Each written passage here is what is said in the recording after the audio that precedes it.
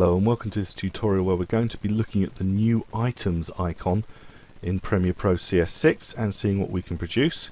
But firstly, let's just reset our workspace. At the moment it's looking a bit weird, so we can go to Windows, Workspace, Reset Current Workspace, yes, and then everything's going to be reset to its out-of-the-box configuration and we're ready to do whatever we want to do with this particular piece of video.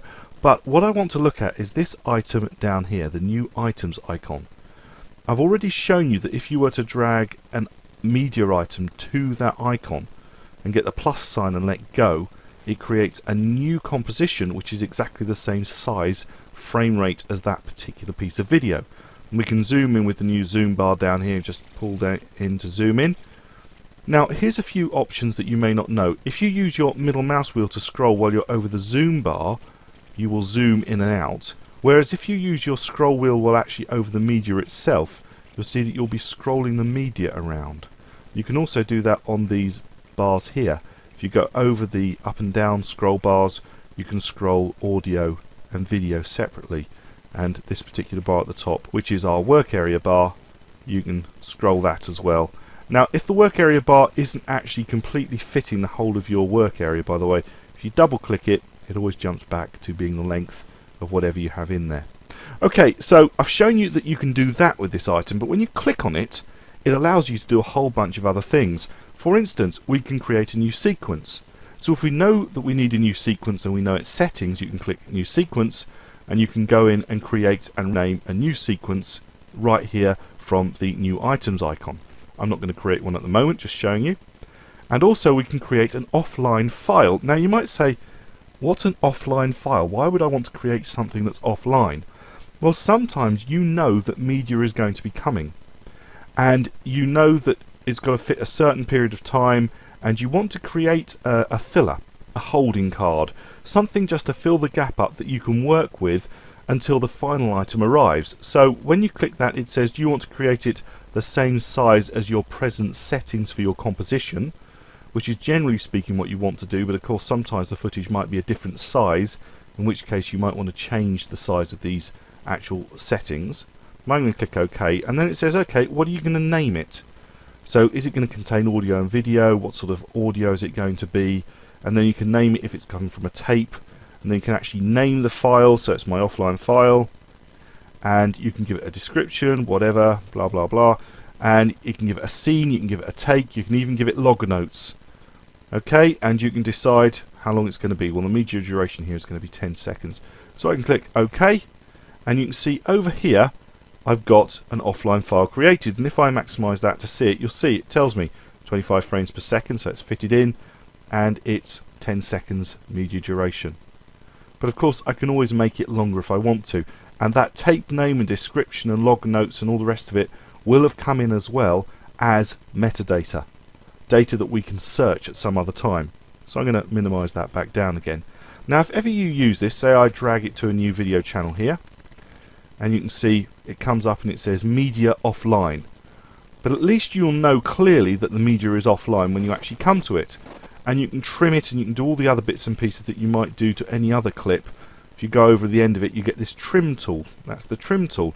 And I can trim it and make it shorter and take it all the way back up to its 10 seconds. And of course if I wanted to I could have created it longer, but I created it at 10 seconds. Now what if I then want to replace that clip with something? What you can do is you can right click on that clip and you can go to replace footage or link media.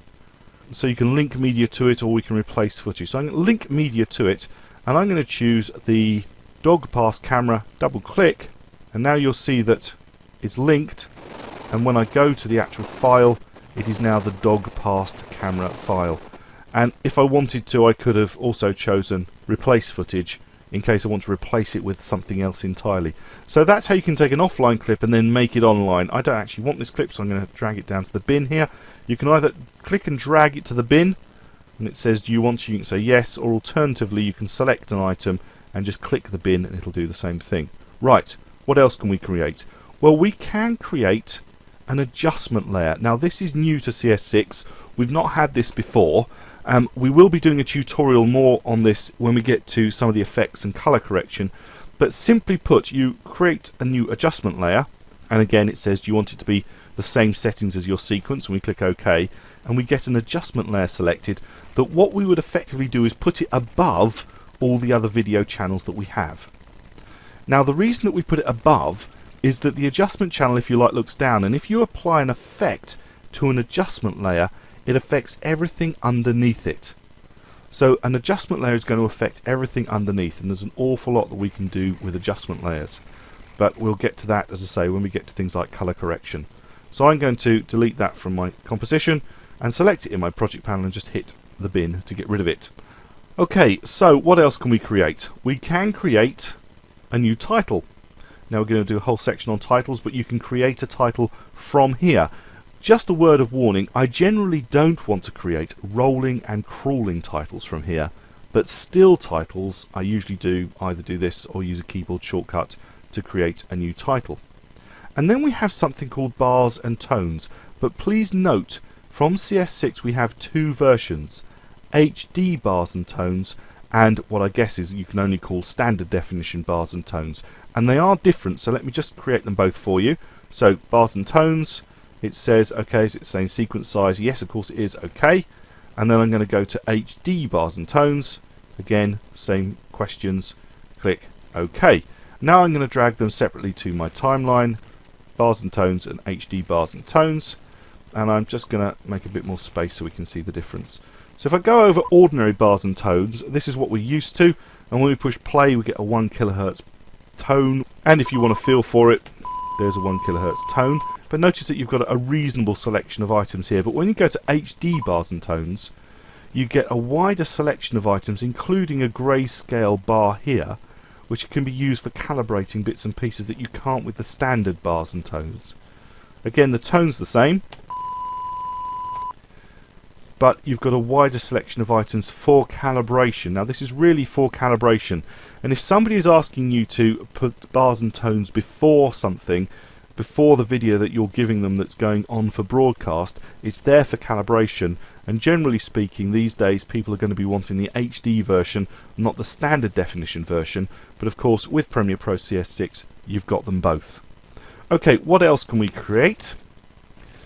We can create, for example, black video.